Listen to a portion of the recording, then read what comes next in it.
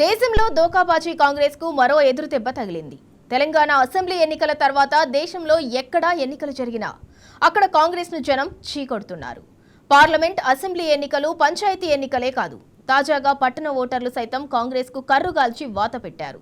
మహారాష్ట్రలో జరిగిన బీఎంసీ ఎన్నికల్లో హస్తం పార్టీ ఘోరంగా మట్టికరిచింది. స్కామ్ల కేర్ ఆఫ్ కాంగ్రెస్ పార్టీ దగాకోరు హామీల కుట్రలను మహారాష్ట్రలోని పుర ప్రజలు తిప్పికొట్టారు. డిపాజిట్లు గల్లంతు చేసి మరీ రాహుల్ గాంధీ నాయకత్వాన్ని చీకొట్టారు. పోలింగ్ ముందు వరకు మహాయుతిని మట్టి కర్పిస్తామని ప్రగల్భాలు పలికిన రాహుల్ గాంధీ టీం ఫలితాల్లో ఘోర పరాజయాన్ని మూటగట్టుకుంది.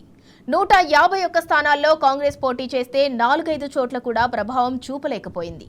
అత్యధిక స్థానాల్లో హస్తం పార్టీ డిపాజిట్లు గల్లంతయ్యాయి.